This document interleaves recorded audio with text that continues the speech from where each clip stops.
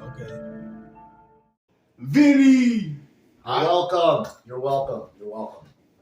What's up, Ky, man? thank you for having me on, man. I'm happy for the opportunity, brother. You know, nothing but respect, baby. Let's do this, nephew. Remember those. Remember those memories because you don't get them back. And once they're gone, they're gone. And I'm only 43, talking like a 60-year-old. So, Who did you look up to the most growing up as a kid?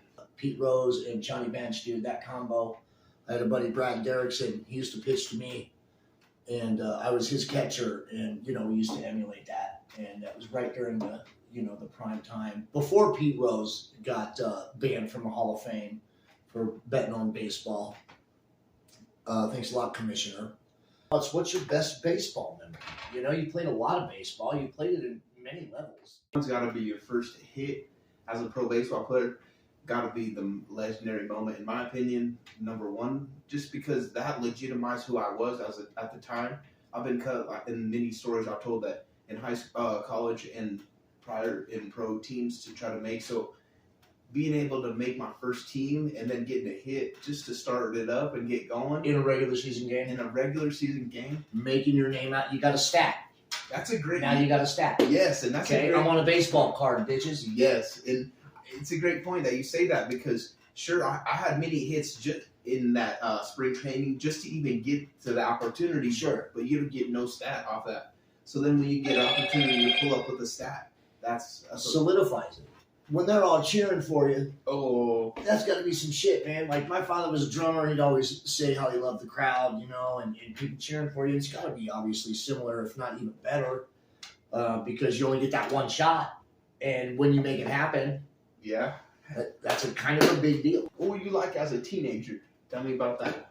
I would say I was your average teenager, really. I don't think there was anything extreme about me, you know, as far as the rebellion or the, you know, I barely went to school. I did have to get the GED. But, you know, I guess I think it's kind of average just because I went through it. But I guess most people you would tell say, no, that's not really that average. Favorite memory of Friendsgiving? Oh man, the parties growing up, I think it was legendary that you guys would show up and bring a positive vibe to the party every time. Sometimes it would be stagnant, the party's just getting going, but then you guys would show up and the whole state or the whole party would get going, dude.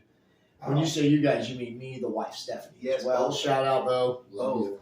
Man, that's pretty fucking sweet to hear, dude. That really does. That fills my heart, bro. Really does, man. I mean, this whole shit, this is cool. Cincinnati Bengals, New Jersey growing Indeed. up. Who Dey Nation. When it's time for Sundays and game day, so tell me about who's your favorite Cincinnati Bengal of all time?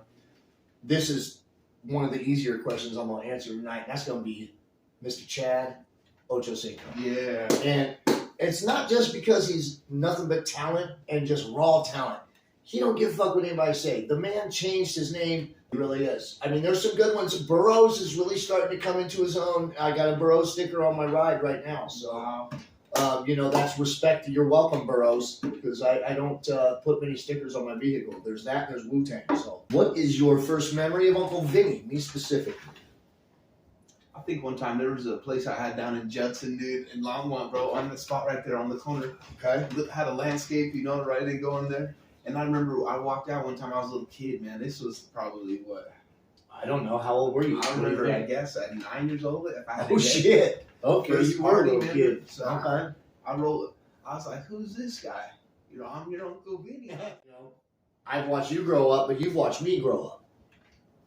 Yeah. You know what I'm saying? And so that helps your idea of who I even was at 26. And it definitely helps me know who you are now at 26, knowing you that long. 20s, you're on your own, man. 20s. You know, either you go to prison, you don't. You die, you don't. Or you go to college, you don't. You get a career, you don't.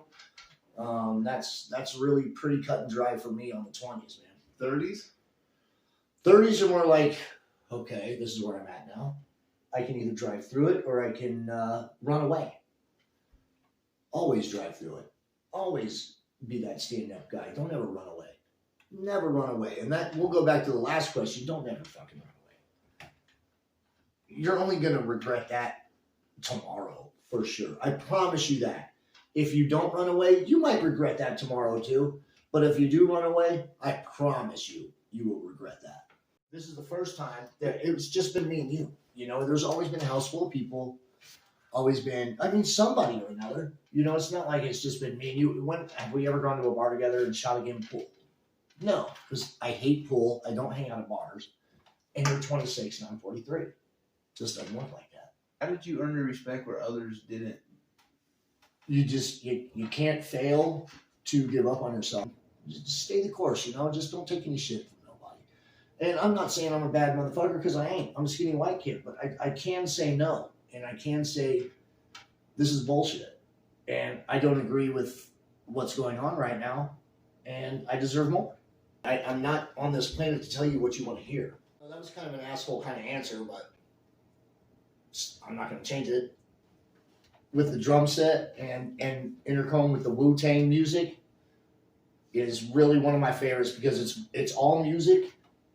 It's got my Italian shit, and you know it's got my pops. So definitely this is my favorite. Your final piece of advice be: you inspired many lives, but send it out in a positive note. Like, okay, if I got one thing to shoot out there to the general youngsters at hand, take care of your women, okay? Start being real men again, all right? Be better than your generation before you.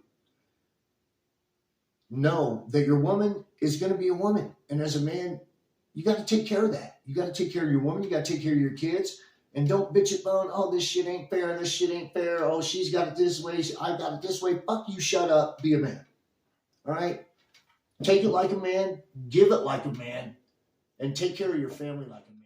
This is a great episode. Episode 8. Uncle Vinny was on the podcast. That's how we do. We out of here.